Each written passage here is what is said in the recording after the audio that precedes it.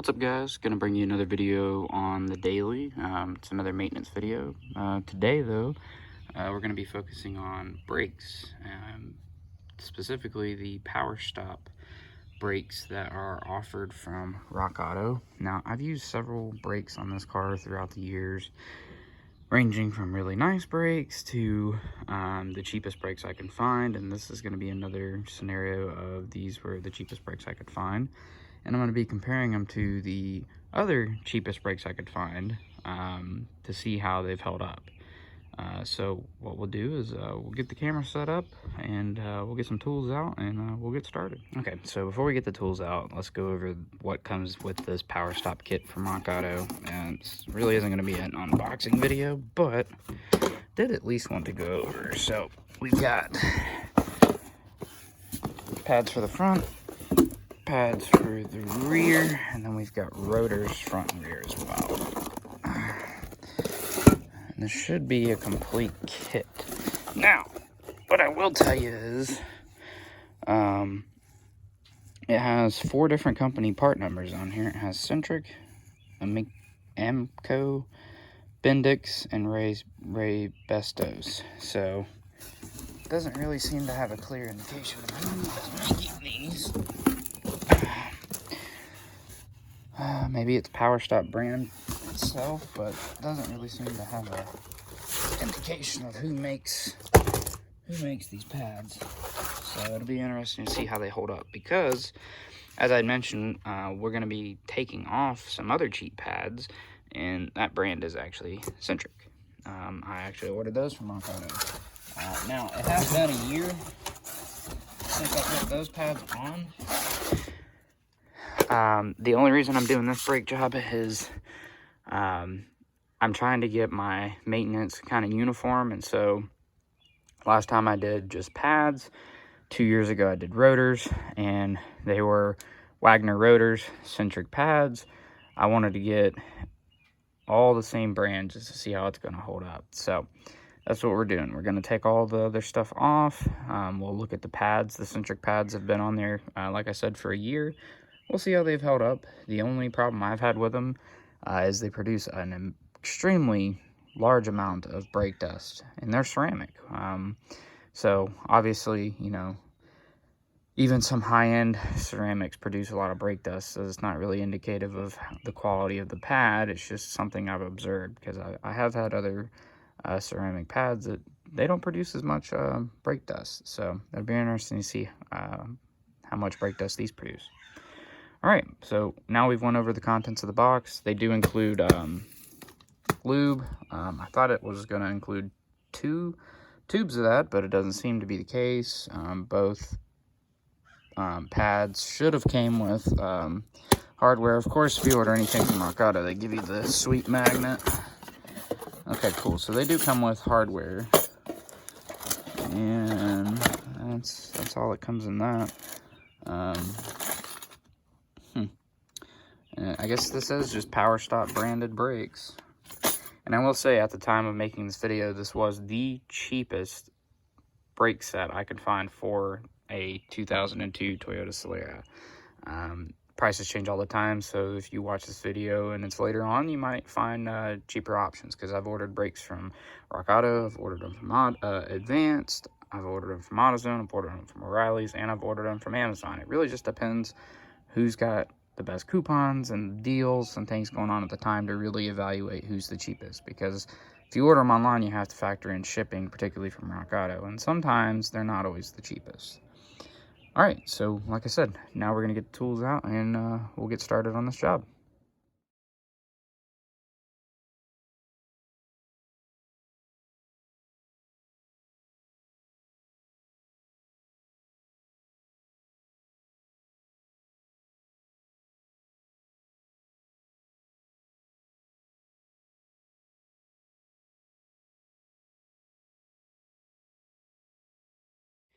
Okay, so we'll go over what we've just done through the time lapse. Chock the wheels, like I always recommend you guys do. Jacked up the car and put jack stands in the recommended jack points. Again, I'm not going to tell you where to jack your car up or where to place your jack stands. Do it at your own risk, and you need to figure out where the appropriate place to put those are based off of your owner's manual. I usually just jack up the car just enough to get the wheels off the ground because I'm not going underneath the car, so no need to go any higher than that. And then so far, all I've done is grabbed the impact, which again, in one of my other videos, I mentioned you don't need an impact. You don't need impact sockets. They're nice, certainly nice to have. If you don't have them, breaker bar, or even the tire iron in the trunk will do the job to take the lug nuts off. Don't let people tell you you have to have all these fancy tools to do these jobs. Certainly they help, and if you're going to make a living out of this, they certainly make you more efficient. But for a simple DIYer, if you are not able to buy all the tools, all you'll need for this job is the tools that come in the trunk. So the jack, tire iron, and then the only tools you would probably have to purchase is going to be a basic ratchet set, because you'll need wrenches and sockets and things like that to take the brakes off. All right, so now that the car is up in the air, and again, one of the things I always do is leave the jack under there just for safety. I will put us back on a time lapse, and I will take both wheels off because I'm going to do these, one axle at a time, since it's not really axles. But I'm going to start with the front, and then I'll move to the rear, and then this will be done. All right, let's get started.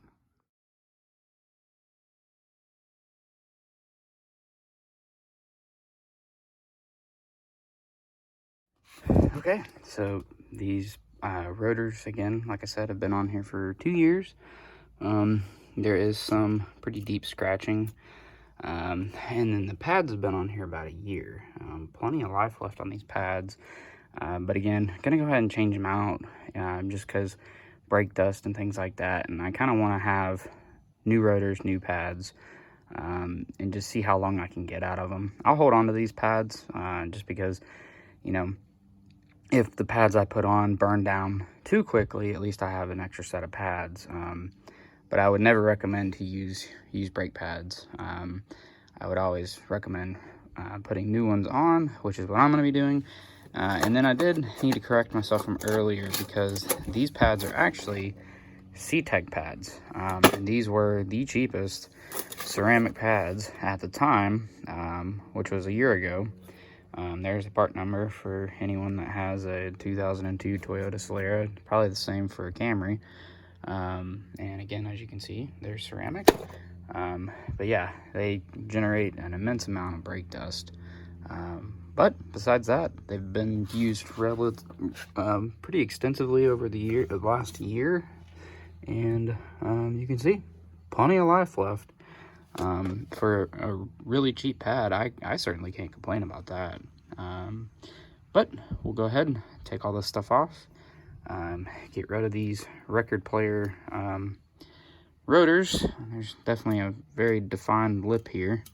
Some people, again, will argue you could probably get these resurfaced.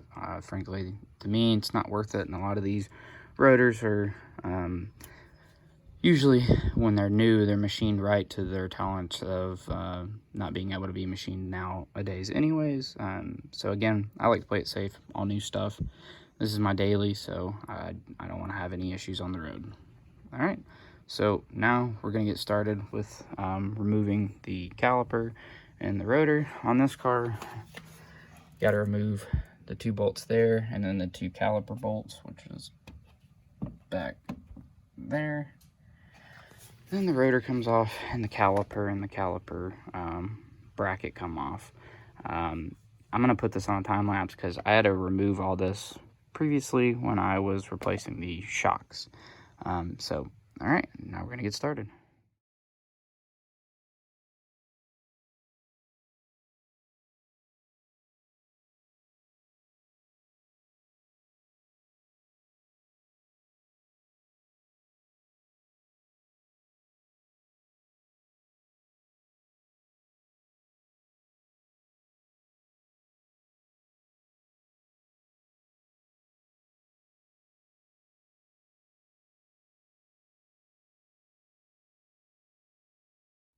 Okay, so as I opened the kit up, found the other packet of grease. So they did actually include 2, which is great.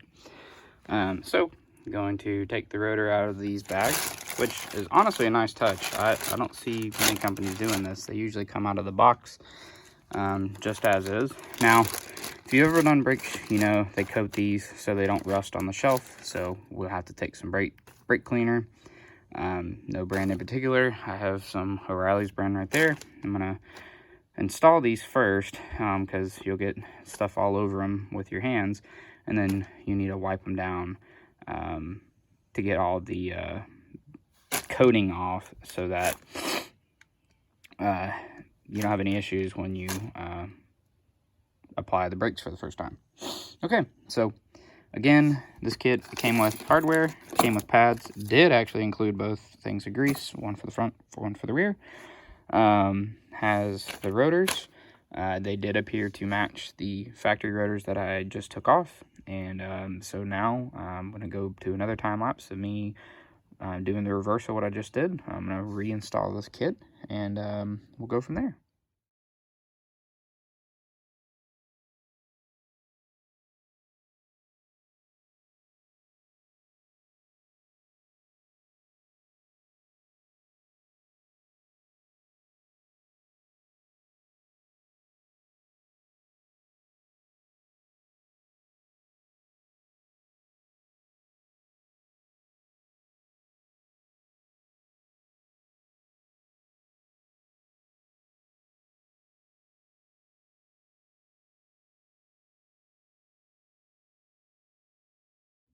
Okay, so as you could tell from the time lapse, we got the driver's side done.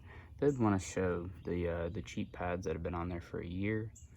Still plenty of life left. There is some pitting, abnormal grooving. I think that was due to the rotors though. So these will definitely be going in the bin. But these are the new pads, and trying not to touch the face of the pad with my grimy hands. But you can see the flake in there.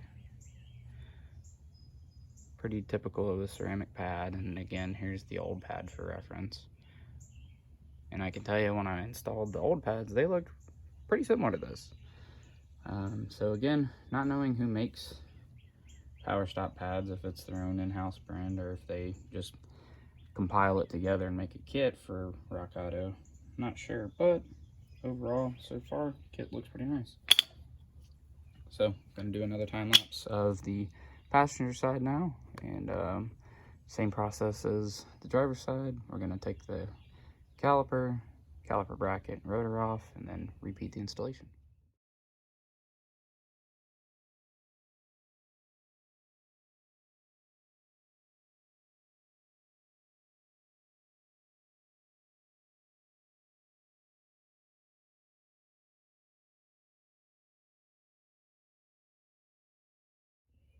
Okay, so we got both the driver and passenger side done. Passenger side rotor looks just like a record player, like the driver's side. Pads on the passenger side worn just like the driver's side. Some heat scoring, and a little bit of unevenness, but again, that's the rotor's fault, not the pad. Kind of sad to throw these away. There's plenty of pad life there, but frankly, I wouldn't want to put these on another thing of rotors. A little bit of cracking there too, but nothing abnormal.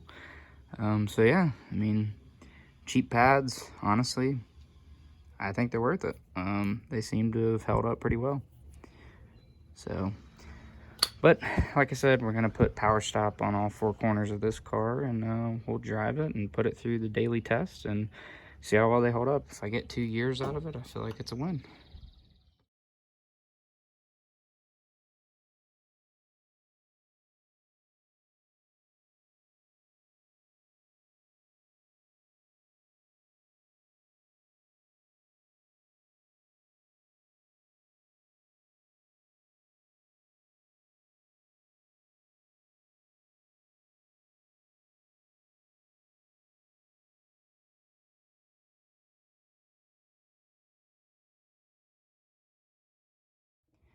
I already know some people are going to comment about the use of the impact while I was installing the tires. On the impact gun, there's 3 levels. I put it on the lowest level just to run the lugs down, just to make sure that they're nice and snug. I always recommend that you tighten your lug nuts based on the factory torque spec. And so that's what we're going to do here is I'm going to get my torque wrench, set it to the foot poundage that they recommend for this car, and I'm going to make sure that these lugs are tight. One thing I will do is I'm going to hit them with the impact just one more time on the lowest setting just to make sure that they're snug, and then I'm going to go with the torque wrench to make sure they're at the right torque.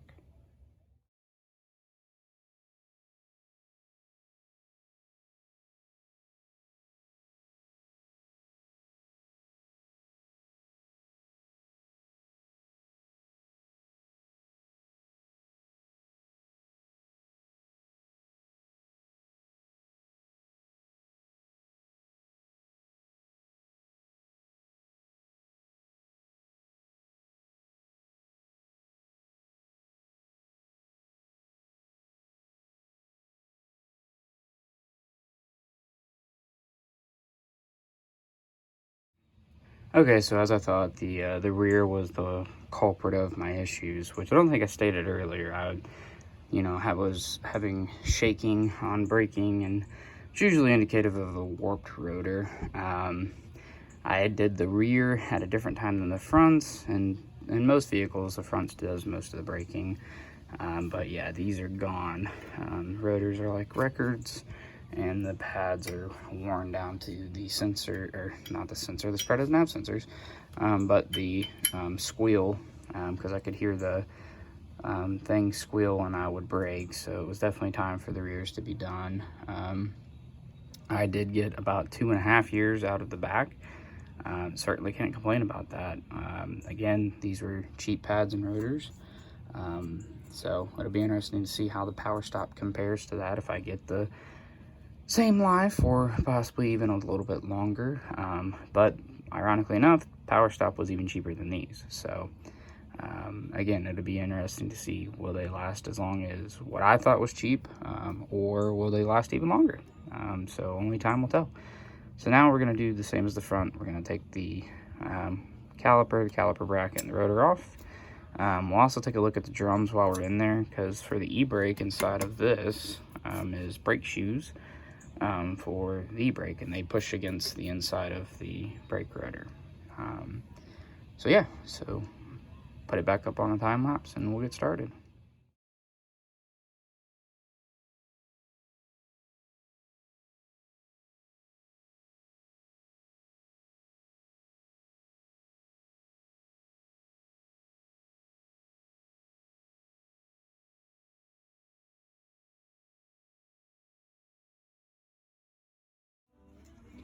Well, when your brake job doesn't quite go as you planned, you find out you have a bad wheel bearing, which I guess it's better to find out this way than it completely failing.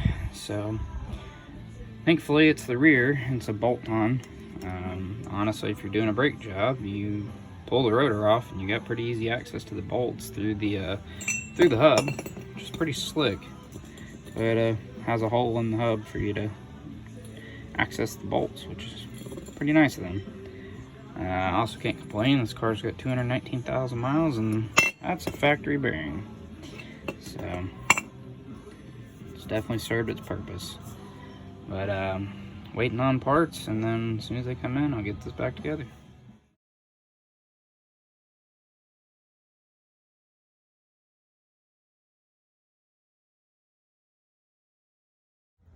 Alright, I wanted to provide a quick little update before I finalized and uploaded this video. Wheel bearing went back on, and I completed the installation of the brakes. And I did kind of want to brag. 1 week of daily driving, and there's very minimal brake dust. A lot of that is from the other brakes, but I'll give it a good cleaning and we'll get a good comparison and see how much brake dust actually comes from these.